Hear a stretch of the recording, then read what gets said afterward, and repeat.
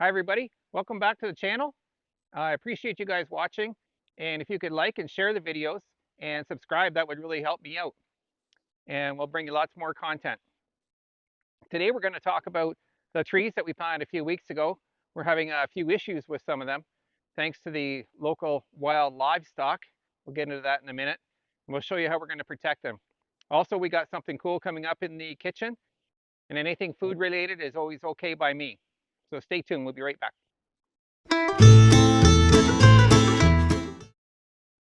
A few weeks ago, we planted a bunch of trees here, and our intention with planting the trees was to bring more diversity and wild livestock into the immediate area.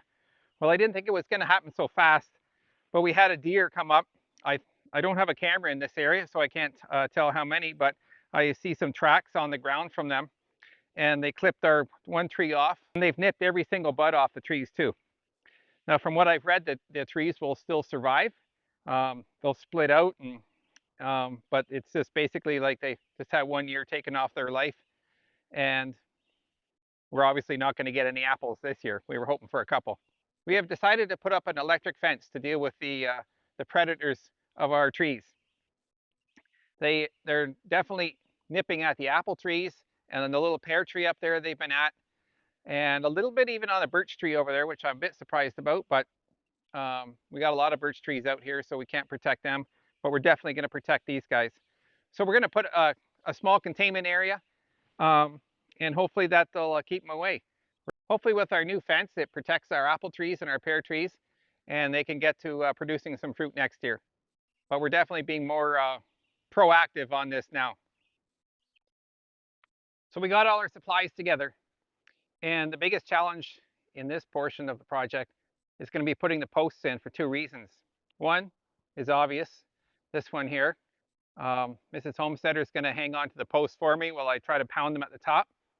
And the second issue is the rock here.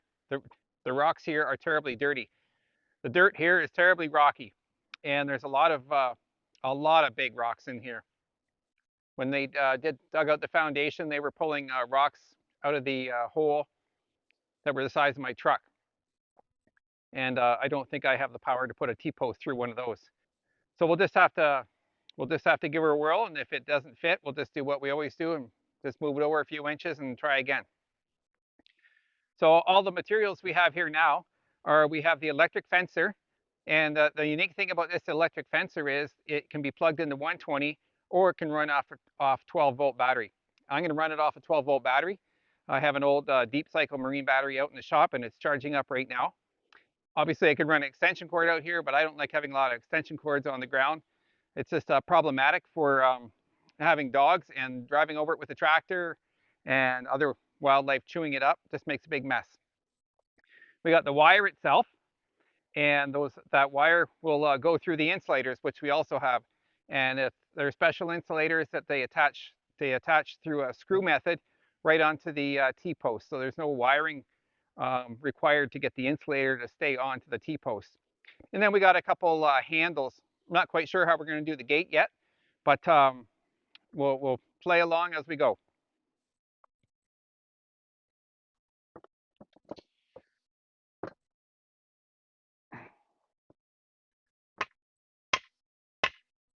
I hope the head doesn't come off. Hit your head. We'll take it.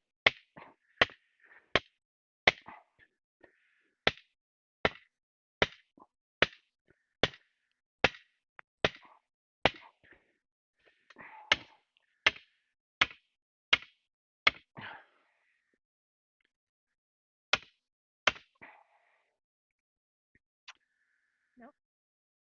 We've hit a rock. We'll have to try again.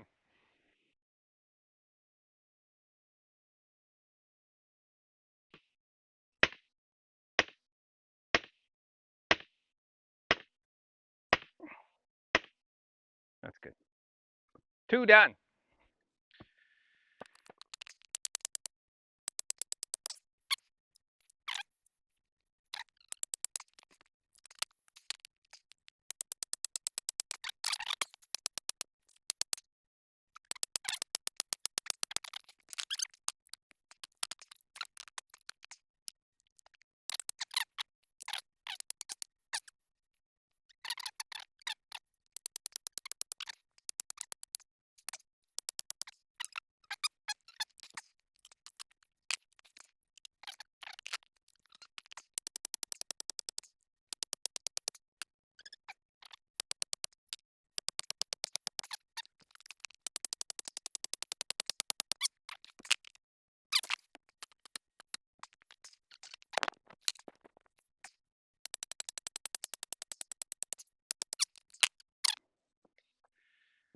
So that's good. We got the posts in. It's starting to rain again, so we'll be back at it in the morning.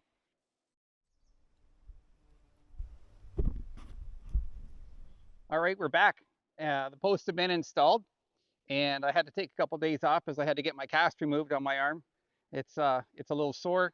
We're not going to be going at it too hard, too quick. It's supposed to take about 3-4 months to get back to where it should be. But anyway, there's other stuff we can do in the meantime.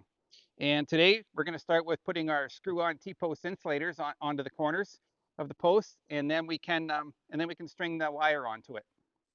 I noticed the one apple tree has suffered more damage from the deer, and so we got to get some protection up for it. I'm not even sure if it's going to be able to recover at this point, but I'll certainly get the fence around it, and if not, if it doesn't help it now, it'll help the other ones anyway.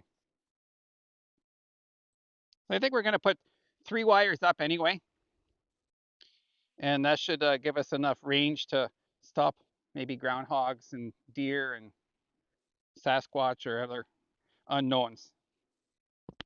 We use an invisible fence to keep our dogs in the yard. And this area where this garden is here is out of their range.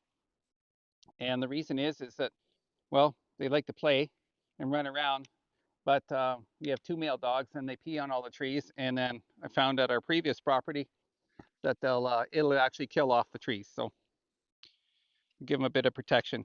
However, the downfall is where the dogs can't get to, the deer can.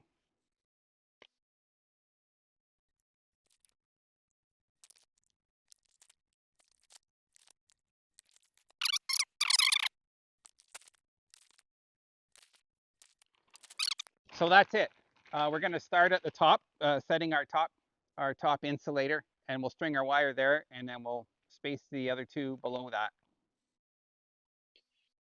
I think for the height, I'm just going to use my belt line. That seems like a good height. That's probably about where a deer's nose is. Hopefully it only takes them one. If they do decide to jump over at some point, then I can put extra wires above it, but I'd like to avoid that for now.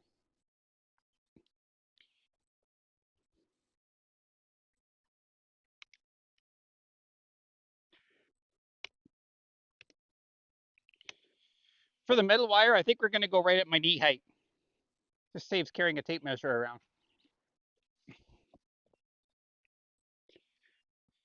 This is the spool holder I used for when I was wiring up our house, and I thought this would be a good thing to set the wire on so it can come off nicely and doesn't get start to get knotted up. I wouldn't want to get a roll that big knotted up.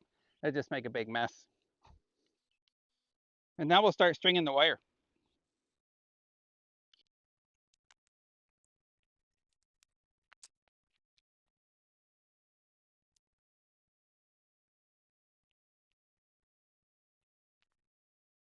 Within this wire, a poly line, I guess, and then there's a stainless steel wire in there too. I don't know if you can see that right there. There's a few wires there that are steel, and that's what carries the current through. And then this is the insulator, so that goes on the T-post right in there. So when you're putting your T-posts in, make sure your flat sides are to the inside of where you want your wire, like that, because that's how the T goes in. And then it just lays in there. It just goes on the wire like that, and just holds it away from the grounding post, so you can get the free current moving through. Looking for some deer nose, I hope.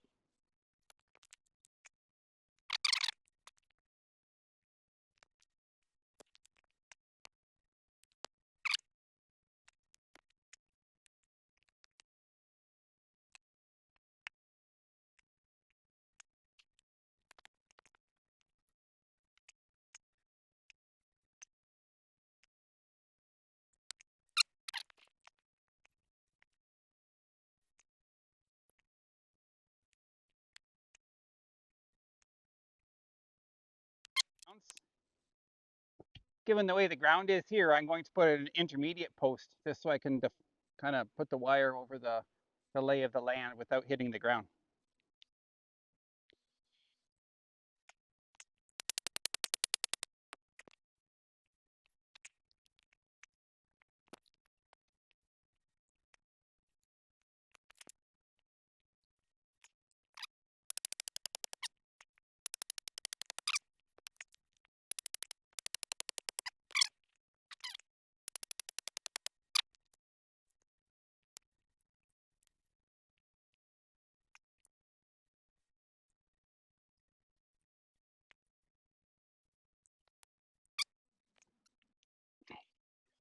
So what I've decided to do here is we have two of these, and these you can connect and disconnect from a loop. And for the bottom, I'm just gonna splice a wire in and run the wire continuously around the bottom. That'll be the easiest thing to do. We can always step over it. It's only be that high, so.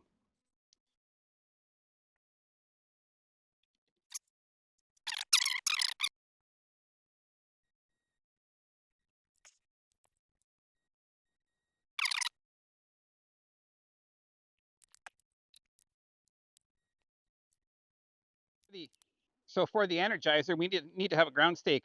And I had this, I think it's a 3/4 inch steel rod. I'll pine it down as far as I can. Hopefully we can get it in the ground at least 3 feet.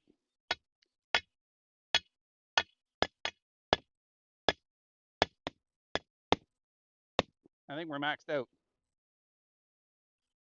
Well, we'll try that.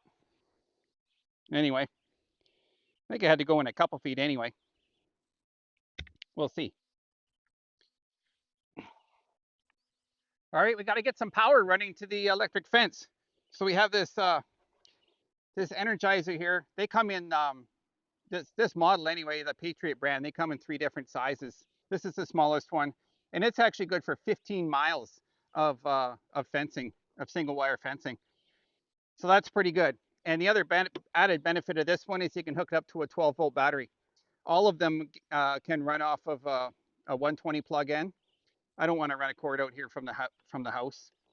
So I opted, it's a cost a little bit more to get the one that runs off a 12-volt battery, or you can spend a little bit more and you can get one that runs off solar cells.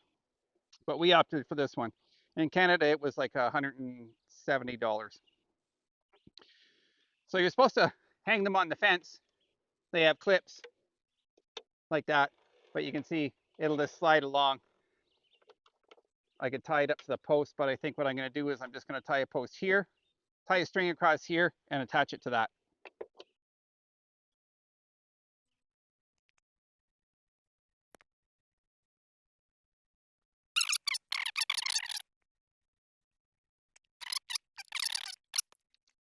And next it comes with there's 2 parts, 2 cables like this. One has a transformer on it that goes into 120 volts. And the other one is, this obviously goes to a car battery. And it just plugs into the bottom. Here's the battery. I'm gonna get I got a plastic box to put it in just to keep it out of the elements. Box.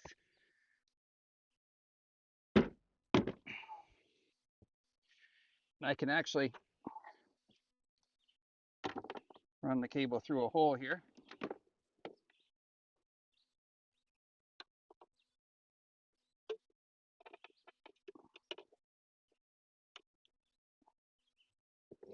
I'm not going to turn it on just yet because that would be very exciting. But we can take some tape, tape up some holes. I wouldn't want to, I'm always leery about leaving boxes out or pails upside down. It's around here, you kick one over and then you got a big bee's nest under it or something, and wasps or hornets or things that cause me to run.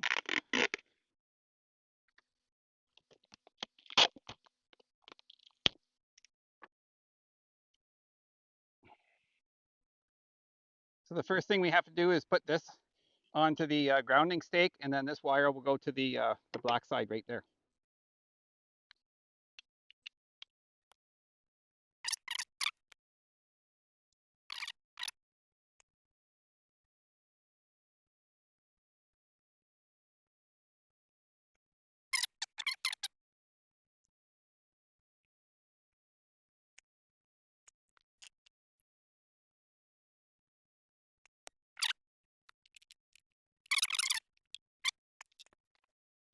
Well, one way you can test the electric fence without actually putting your hand on it, which I have mentioned I'm not too keen on, is you can bring a compass to it, and the electrical field around the wire will mess with the north-facing arrow.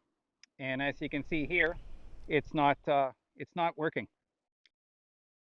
The one thing that affects the ground rod's conductivity in the ground is sandy soil, and we definitely have sandy soil here.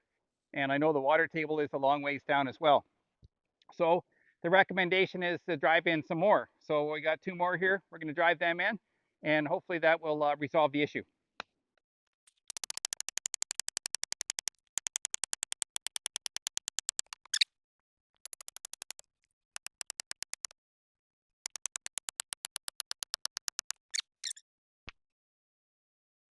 Well, there you go. So theoretically, if I was to put my hand on that, I'd get a shock now, because there is electricity getting through to the wire now.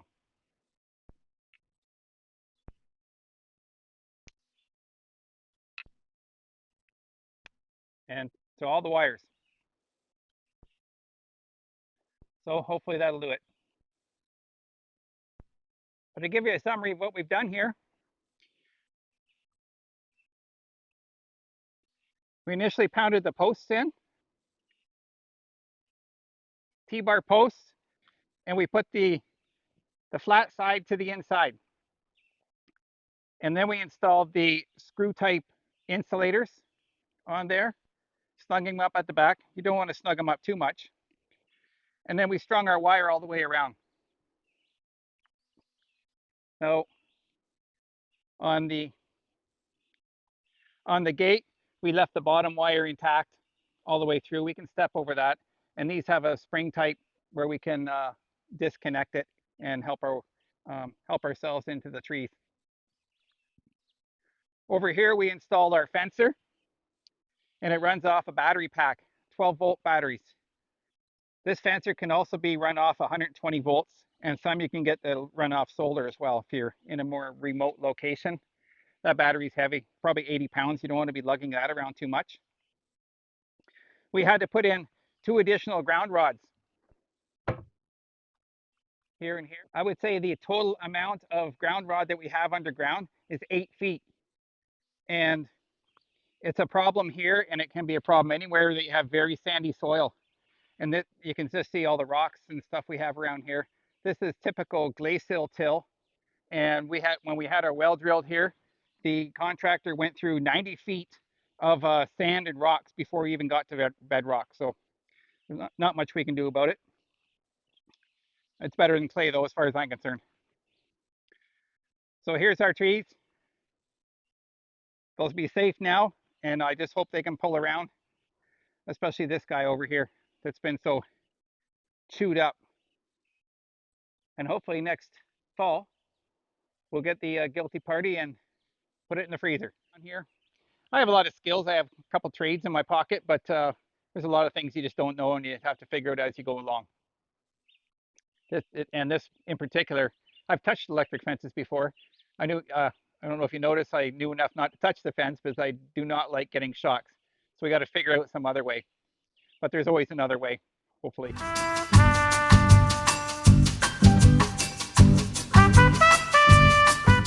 Welcome back to the kitchen.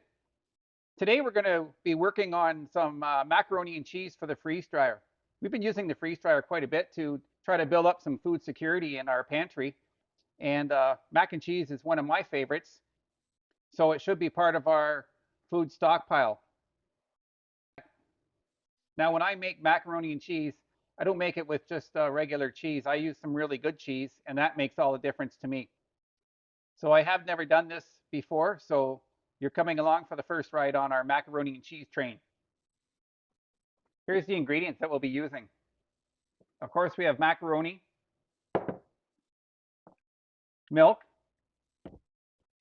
bay leaves, smoked paprika, a couple onions, flour. I usually use butter, but we have this basil left over from when a friend came by and had some dietary restrictions, so we're going to use that. On that note, it's best not to use butter in a freeze-dried product because it can go rancid before you have an opportunity to eat it. And the last but not least is cheese. And we're going to be using Emmentaler, which is basically like a Swiss cheese. And we're going to be using this Welsh cheddar cheese, which is really good stuff. Rich flavor, sharp. And so let's get at it. The first thing we need to do is boil up the macaroni. We want to cook it to al dente and not any further because we're going to bake it after in the cheese sauce, and that will help hydrate it further. So we don't want to cook it too long. And because it is 5 cups, I'm going to cook it in a couple batches in here, about 2.5 cups each, because it's too much for this pot to do at once.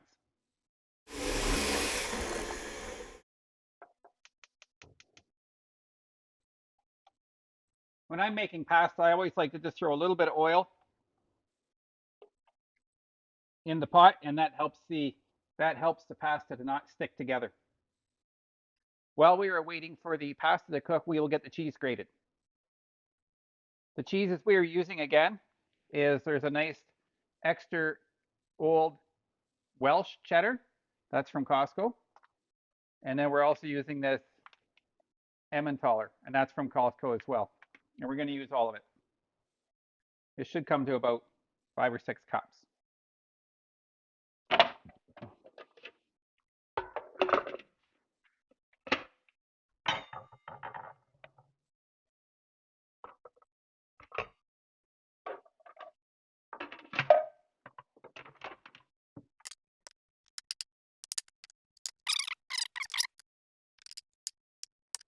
I cut it up into sizes that I can fit into the food processor for shredding.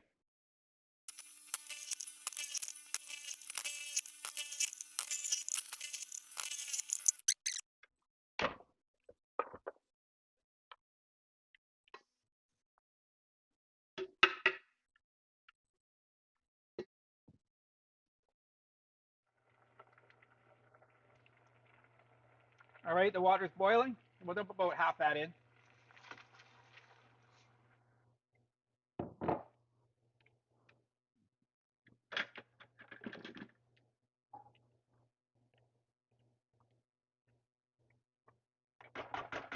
And it should be about 4 minutes to cook till al dente. So while we're waiting for the pasta to cook, we will chop up the onions.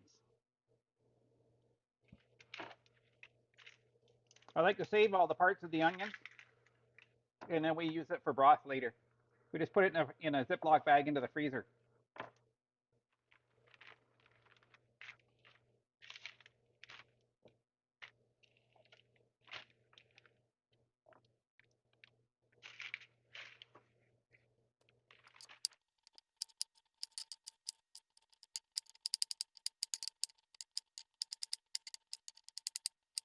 All right, it's been about 4 minutes.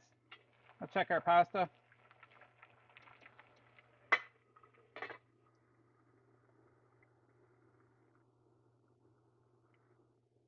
It's hot.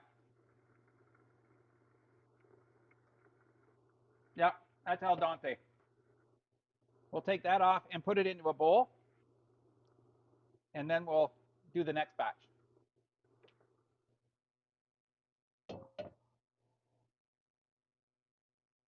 All right, see if we can get rid of some cheese here. Here's one for Nanny. Oh, Nanny's a little picky sometimes. Jax, sugar. Good girl. One for Snoopy. No problem there. Oh, Piper. Good girl.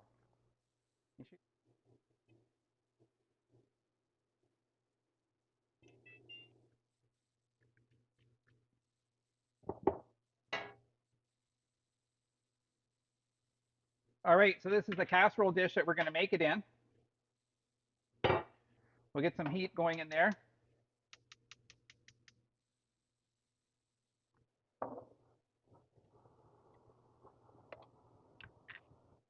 Put some of this in there.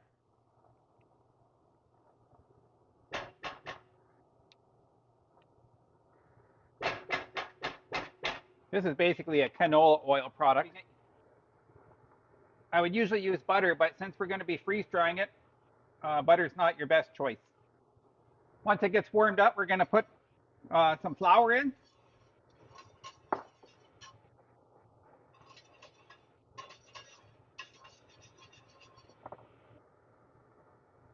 I'm going to turn that heat down a little bit.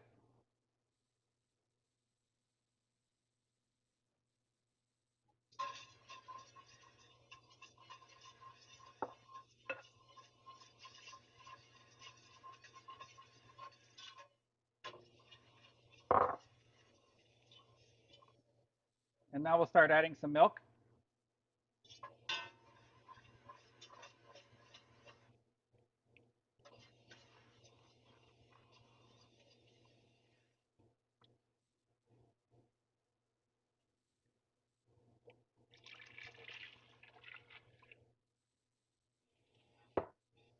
And then we'll let that simmer for a bit.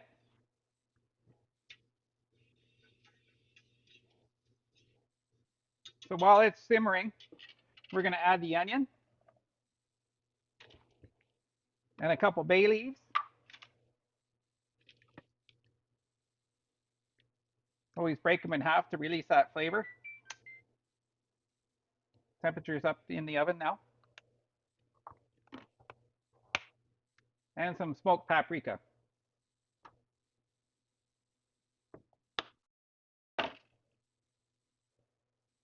All right, you can see that the sauce is starting to come up to temperature. So we're going to start to add the cheese. The delicious cheese. It's the reason we're all here.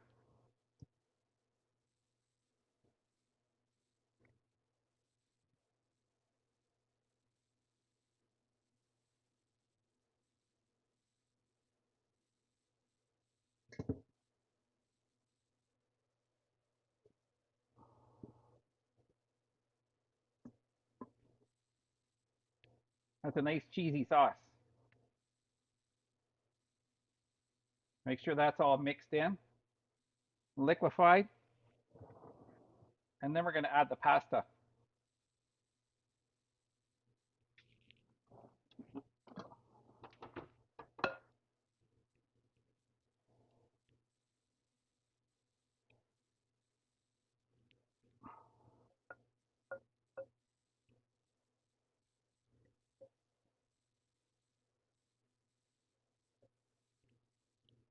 That looks pretty good. But it has to bake yet. We'll put a little cracked pepper on there.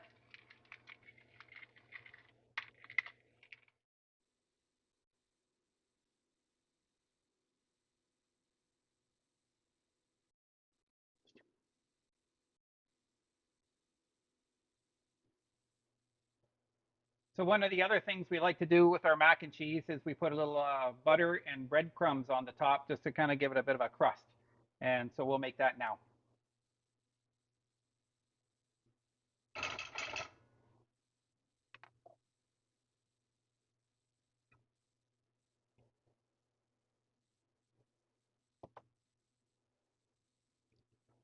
All right, we'll turn that off.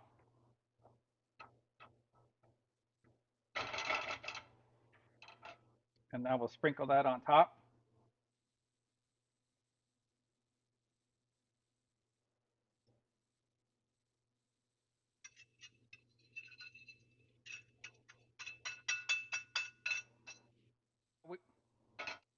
And that's it.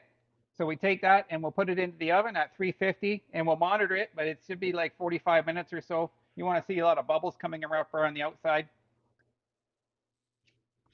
So into the oven it goes. Often we'll have this for dinner with a salad, and I'll put the smaller version of this recipe in the notes as well down below.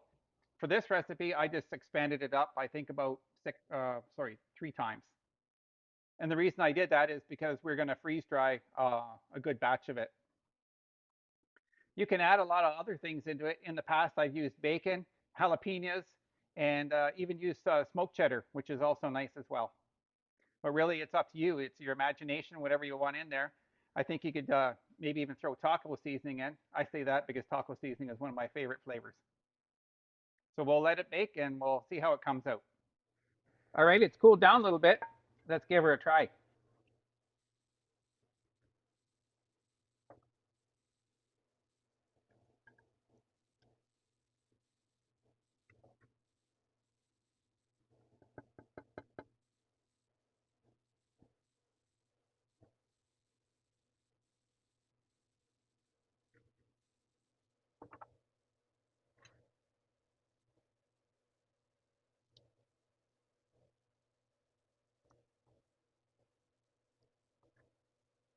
Got a bit of dog hair in there. Oh, that's so good.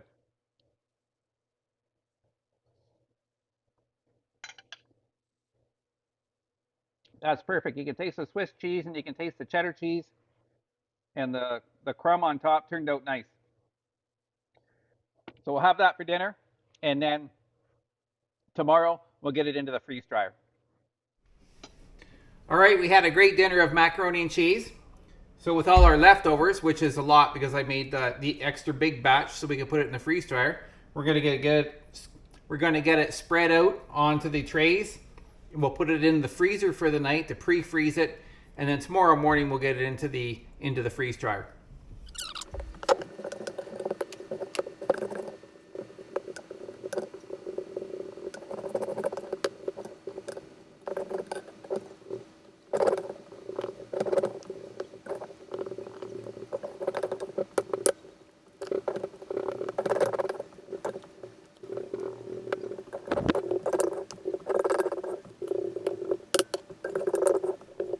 So that's the whole pot. We ended up with about 3.5 trays, which is pretty decent. This is a medium harvest rate freeze dryer, so that's a pretty good load there. And we'll get it into the freezer tonight. We always pre-freeze our food before we put it in because it saves time in the freeze dryer. So we'll get these stacked up and then into the freezer.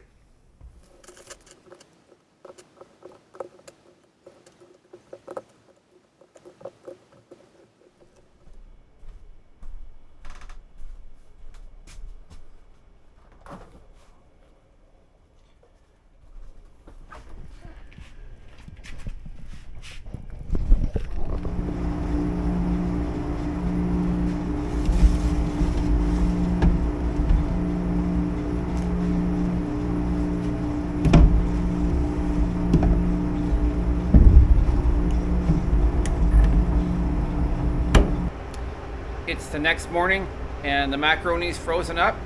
We got it into the freeze dryer and we'll let her go.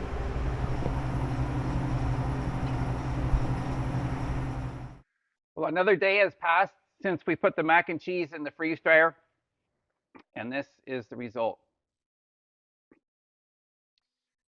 It looks very nice. It's nice and light, and